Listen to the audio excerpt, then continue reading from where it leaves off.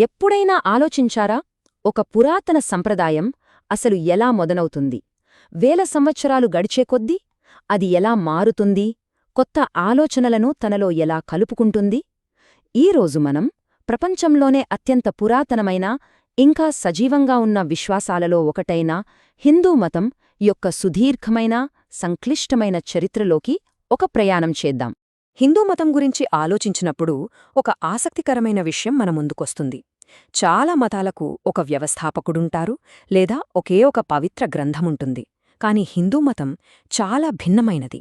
దీని మూలాలు ఒక వ్యక్తిలోనో ఒక క్షణంలోనో లేవు. మరి అలాంటప్పుడు అది ఇంత పెద్ద మతంగా ఎలా మారింది? ఈ ప్రశ్నకు సమాధానం వెతకడమే మన ఈ ప్రయాణం. అందుకే ఈ ప్రయాణంలో మనకొక మంచి రూపకం కావాలి. అదే విశ్వాసనది.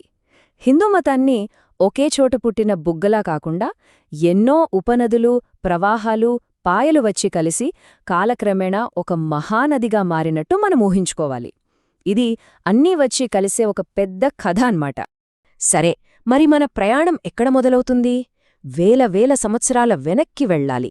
చరిత్రకు తెలిసినంతవరకు ఈ సంప్రదాయం యొక్క తొలి మూలాలను పట్టుకోవాలి. అసలీ నదిలో కలిసిన మొదటి ప్రవాహాలు ఏంటి? అవి భవిష్యత్తుకు ఎలా పునాది వేశాయో చూద్దాం. ఒక్కసారి ఈ టైంలైన్ చూడండి, ఎంత పెద్దదో కదా! సింధూలోయ నాగరికత ఒక వెలుగుతున్న కాలానికి, వేదకాలం మొదలవ్వడానికి మధ్య ఎంత గ్యాపుందో చూసారా? అంటే ఇదొక్క రోజులోనో ఒక్క సంవత్సరంలోనో జరిగింది కాదు. ఇది చాలా నెమ్మదిగా వేల సంవత్సరాల పాటు జరిగిన ఒక పెద్ద మార్పు అని మనకిక్కడే అర్థమవుతుంది. ఇక్కడ చూస్తే మనకు రెండు వేర్వేరు ప్రపంచాలు కనిపిస్తాయి. ఒకవైపేమో సింధులోయ నాగరికత. అక్కడ దొరికిన ఆధారాలు అంటే ముద్రలు, విగ్రహాలు, పశుపతి ముద్రలాంటివి, మాతృదేవతల బొమ్మలు. వీటికి లిపి లేదు, మనకు పూర్తి కథ తెలియదు. మరోవైపు వేదమతం. ఇది పూర్తిగా వేరు. ఇక్కడంతా శ్లోకాలు, అగ్ని చుట్టూ చేసే యజ్ఞాలు. సో ఈ రెండు వేర్వేరు ప్రవాహాలు హిందూమతమనే మహానదిలో కలిసిన మొదటి ఉపనదులన్నమాట. సరే, వేదకాలం తర్వాత కథ మారింది. అంతా బయట చేసే యజ్ఞాలు, క్రతువుల నుంచి లోపలికి అంటే మనసులోకి, ఆలోచనలోకి ప్రయాణం మొదలైంది. ఒక రకంగా చెప్పాలంటే మన విశ్వాసనది ఇప్పుడు పైపైన ప్రవహించడం మానేసి లోతుగా తవ్వడం మొదలుపెట్టింది. ఈ పెద్ద మార్పుకు కారణం ఉపనిషత్తులు. వీటినే వేదాంతం అని కూడా అంటారు. అంటే వేదాల అంతం లేదా ముగింపు అని అర్థం. ఇవి చాలా ఆసక్తికరమైనవి. యజ్ఞాలు ఎలా చేయాలి అని చెప్పడం మానేసి అసలు జీవితం ఎందుకు, ఈ ప్రపంచం ఏంటి అనే పెద్ద పెద్ద ప్రశ్నలు అడగడం మొదలుపెట్టాయి. ఉపనిషత్తులు మనకు పరిచయం చేసిన అతి ముఖ్యమైన ఆలోచన బ్రహ్మన్. జాగ్రత్తగా వినండి, ఇది ఒక దేవుడి పేరు కాదు. బ్రహ్మన్ అంటే ఈ మొత్తం విశ్వం వెనుక ఉన్న ఒకే ఒక శక్తి, ఒకే ఒక చైతన్యం. అది మార్పులేనిది. మనలో ప్రతి అణువులో ఉన్న అంతిమ సత్యం. సరిగ్గా ఇదే సమయంలో ఇంకో పెద్ద ఆలోచన కూడా వచ్చింది. అదే సంసారం. అంటే జనన మరణాల చక్రం. మనం చేసే పనులను బట్టి, అంటే మన కర్మను బట్టి మన తర్వాతి జీవితముంటుంది అనే నమ్మకం. నిజానికి ఈ ఆలోచన జైన, బౌద్ధ మతాల లాంటి శ్రమణ సంప్రదాయాల నుంచి వచ్చి హిందూ ఆలోచనా విధానంలో ఒక ముఖ్య భాగంగా కలిసిపోయింది.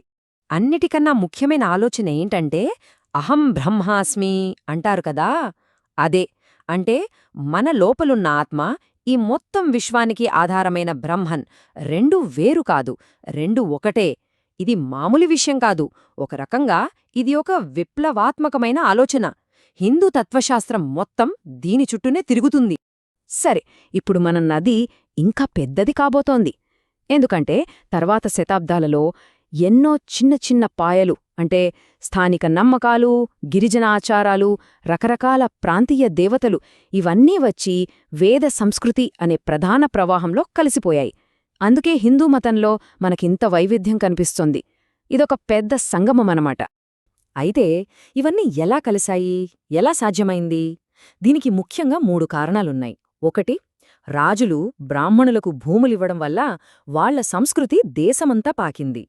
2, చాలా తెలివిగా స్థానికంగా పూజలందుకునే దేవతలను విష్ణువు లేదా శివుడి అవతారాలుగా చెప్పడం మొదలుపెట్టారు. ఇక 3, సంస్కృతీకరణ. అంటే చాలా సమాజాలు వాళ్ల పద్ధతులను బ్రాహ్మణుల ఆచారాలకు దగ్గరగా మార్చుకున్నాయి. దీనివల్ల వచ్చిన మార్పులు మామూలువి కావు.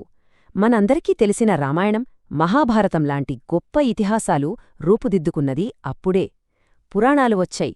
ఇవి కథల రూపంలో పెద్ద పెద్ద విషయాలను సామాన్యులకు కూడా అర్థమయ్యేలా చెప్పాయి. భగవద్గీతలాంటి గ్రంథం జ్ఞానాన్ని, భక్తిని కలిపింది.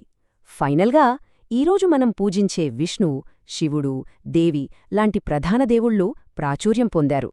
కాని ఏ నది అయినా ఒకేలా ప్రవహించదు కదా. దారికి కొత్త సవాళ్లు ఎదురవుతాయి. అలాగే హిందూ మతానికి కూడా. ఇస్లాం రాక, ఆ తర్వాత బ్రిటిష్ పాలన, ఇలాంటి పెద్ద పెద్ద మార్పులెదురయ్యాయి. ఈ కొత్త నీటిలో ప్రయాణిస్తూ మతం కూడా తనను తాను మార్చుకుంది. ఈ సమయంలో వచ్చిన ఒక అద్భుతమైన మార్పు భక్తి ఉద్యమం. ముఖ్యంగా దక్షిణ భారతదేశంలో మొదలైంది. ఆళ్వాళ్లు, నైనాళ్లు లాంటి భక్తులు పెద్ద పెద్ద యజ్ఞాలు, కఠినమైన నియమాల కన్నా దేవుడిమీద ఉండే స్వచ్ఛమైన ప్రేమే ముఖ్యమని చెప్పారు.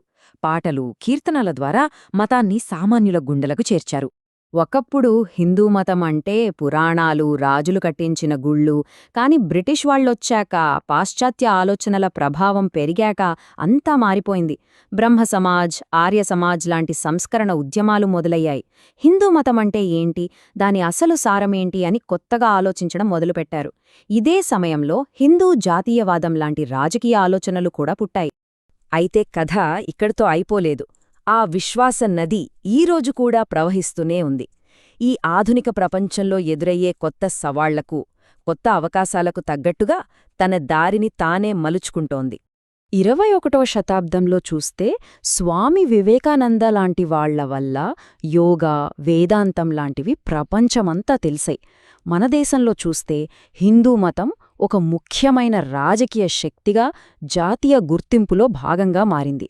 అంతేకాదు, మనవాళ్లు ప్రపంచమంతా వెళ్లడంతో ప్రతి ఖండంలోనూ హిందూ సమాజాలేర్పడ్డాయి. వాళ్లు ఈ సంప్రదాయానికి కొత్త రంగులద్దుతున్నారు. మరి ఈ నది ఎంత పెద్దది, దాని శక్తి ఎంత? ఒక్కసారి ఈ నంబర్ చూడండి, 110 కోట్లు. ఈరోజు ప్రపంచవ్యాప్తంగా ఇంతమంది ప్రజలు వేల సంవత్సరాలుగా ప్రవహిస్తున్న ఈ విశ్వాస నదిలో భాగస్వాములుగా ఉన్నారు.